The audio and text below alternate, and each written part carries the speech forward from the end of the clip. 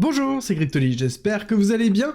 Aujourd'hui, on va analyser le patrimoine de quelqu'un qui gagne 6400 € par mois et qui investit en crypto et qui est arrivé en mars 2024, et oui, le plus haut de cette époque, avec un capital investi de 80 000 € et qui fait du DCA, c'est-à-dire qui investit petit à petit tous les mois de 1000 €. Et ce qui est intéressant de voir, c'est que son premier investissement, c'est vraiment la crypto-monnaie, c'est-à-dire qu'il n'a pas de réflexion autour d'une stratégie d'investissement, c'est crypto et sa résidence principale. Donc on peut dire qu'il n'a pas d'expérience, et c'est le cas de beaucoup de monde qui rentre en crypto. Premier investissement, et des fois avec des sommes qui sont relativement importantes, et c'est important de faire le point sur tout ça. Et pour ceux qui ne me connaissent pas, je suis Cryptoly, entrepreneur et investisseur crypto, et on va parler donc de ce profil un petit peu particulier. Il veut sécuriser à minimum son investissement initial. Il ne veut surtout pas perdre d'argent, et donc il considère qu'il a une tolérance de risque plutôt modérée, et qu'il a un objectif qui est court, moyen terme, et il n'y a pas forcément d'objectif dans une notion de sortie, à part peut-être générer des revenus passifs de 3000 € par mois.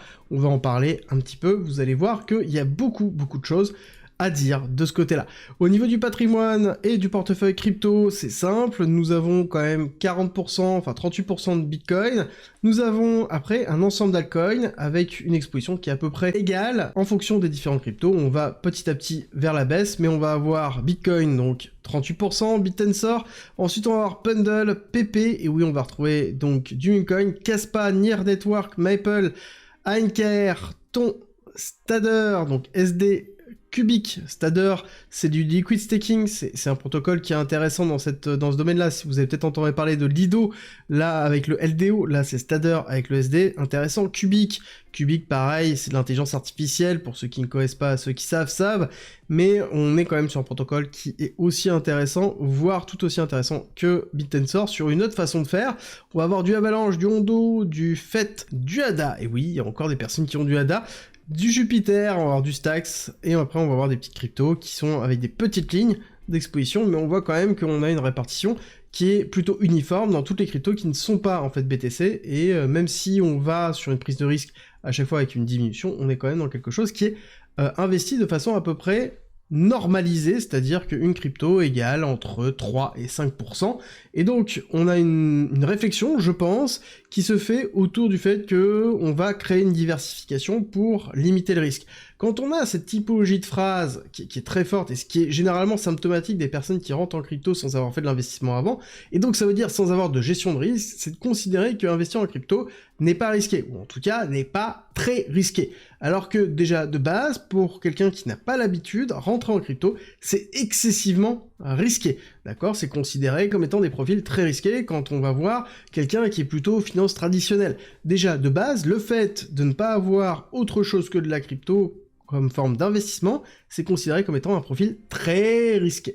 Et le fait de ne pas vouloir perdre son investissement, à ce moment-là, on n'investit pas en crypto. Le principe de la crypto, c'est qu'on sait très bien qu'on peut avoir des gros rendements, mais en l'occurrence, si on a du rendement, ça veut dire qu'on a une part de risque qui est importante. À tout moment, on pourrait avoir, pourquoi pas, un crash dans lequel les cryptos prendront très cher. Peut-être pas toutes, en effet. Peut-être Bitcoin se relèvera très vite, peut-être qu'Ethereum aussi, peut-être que Solana aussi, mais en tout cas, Bitcoin a cette notion d'être potentiellement une crypto-monnaie refuge ou une lutte contre l'inflation. C'est quelque chose qui est difficilement arrêtable et qui a une forme de résilience. Par contre, toutes les autres cryptos restent et sont des protocoles qui malheureusement n'ont pas la force de Bitcoin. Et donc si on veut limiter les pertes et limiter les risques, on prend que Bitcoin, un point c'est tout. Et donc à ce moment on accepte aussi que potentiellement on aura des rendements qui sont bien moindre. Alors quand je dis bien moindre, bien évidemment, faire un x2 sur Bitcoin ou un x3 potentiel sur Bitcoin, ça reste quand même multiplier son investissement par 2 ou 3, chose qui n'existe pas sur les temporalités qu'on a en crypto-monnaie, sur d'autres types d'actifs, d'accord? C'est déjà exceptionnel, c'est juste qu'on oublie ça, parce qu'on a l'habitude de voir des gros multiples en crypto, sauf que quand on a des gros multiples, je rappelle toujours qu'on a énormément de risques, et c'est pour ça qu'il faut faire très attention.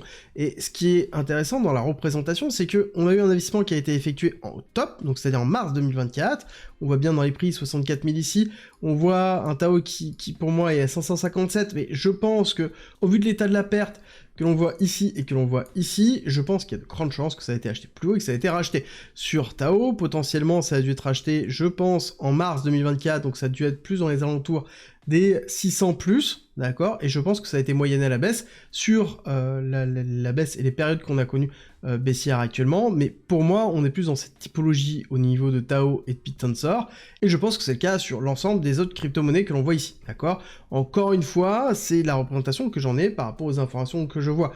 Donc on essaie de limiter le risque en faisant quoi? En rachetant, et donc en baissant en effet le prix moyen d'achat, ce que j'appelle le PMA, mais ça sous-entend aussi que vous augmentez votre risque d'exposition, d'accord? Si historiquement vous aviez dit que vous mettiez peut-être 20 000, 30 000, 40 000, 50 000 $, et que petit à petit, parce que vous avez acheté trop à un moment donné, vous continuez à investir sur des cryptos qui sont en train de s'effondrer, donc c'est-à-dire vous achetez un couteau qui tombe, et donc à ce moment-là, vous augmentez votre exposition à, justement, un mouvement de volatilité du marché. Encore une fois, il faut prendre le temps de réfléchir, il ne faut pas réagir sur l'émotion, et quand on rentre dans le marché, généralement, on réagit sur l'émotion, surtout si on rentre dans les crypto-monnaies, qu'on n'est pas préparé à ça, qu'on n'a pas la représentation du risque que ça peut être effectué, et justement, quand on n'a pas d'expérience en termes d'investissement. Forcément, on fait très attention de ce côté-là, parce que c'est ce qui fait mal, c'est ce qui fait vraiment très mal, et c'est ce qui fait que les personnes se brûlent totalement. En l'occurrence, la personne est toujours présente, a toujours ses cryptos, malgré le fait qu'on soit mangé une série de corrections durant toute une période où ça a été relativement compliqué, il est toujours présent et continue toujours à investir, c'est-à-dire qu'il a compris en effet qu'il y a de la volatilité, mais encore une fois, il ne faut pas penser que ici, le portefeuille a une représentation à ne pas être risqué. Il faut comprendre que si on n'a pas 100% de Bitcoin, forcément on a une exposition à un risque qui est plus important, surtout dans la crypto. Tout altcoin autre que Bitcoin a un vecteur de risque qui est toujours bien plus important que Bitcoin et qui est souvent sous-estimé. Et plus on va descendre dans la market cap, c'est-à-dire plus on va aller sur des projets qui ont une petite market cap, plus le risque monte, parce que plus il y a une incertitude. Et après, il y a d'autres choses. Est-ce que c'est décentralisé, pas décentralisé? Est-ce que ça dépend, oui ou non, d'une société? Enfin bref, il y a tout un ensemble à connaître, plus qu'une stratégie. Il faut comprendre aussi ce que l'on achète, pourquoi on l'achète, quels sont les objectifs. Et derrière, surtout, ne pas réagir dans l'émotion. Et ça, c'est très compliqué, surtout quand on investit des grosses sommes, surtout quand on n'a pas d'expérience en investissement. Très important. Deuxième chose, par rapport aux objectifs.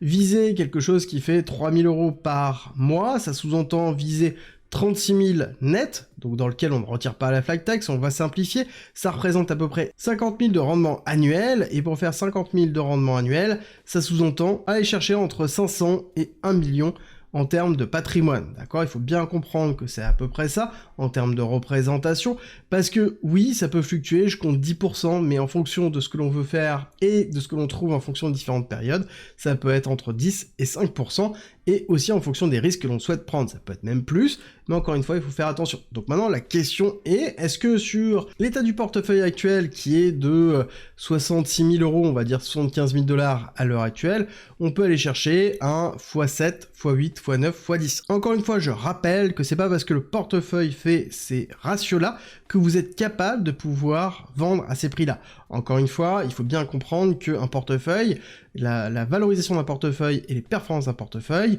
ne sont pas représentatifs des bénéfices qui sont récupérés. Donc encore une fois, faites très attention de ce côté-là, prenez un maximum justement de recul par rapport à ça, et soyez positionné de la bonne façon avec une stratégie qui soit cohérente par rapport aux objectifs. Si votre objectif c'est de faire un x7, x10, et que vous avez une prise de profit qui est plutôt agressive, bah à ce moment-là, il faut peut-être avoir un portefeuille qui aille chercher plus haut. Donc ça veut dire aussi prendre plus de risques. Et il y a toujours une balance entre risque et rendement. On ne peut pas avoir du rendement sans risque, ou alors c'est qu'on ne comprend pas le risque.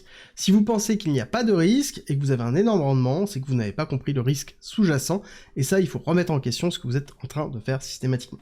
Encore une fois, comprenez bien que là, c'est symptomatique de toute personne qui rentre en crypto dans une période d'euphorie, sans forcément de gestion de risque, parce qu'il n'a pas l'habitude, parce qu'il n'est pas formé, parce qu'il ne sait pas forcément ce qu'il achète.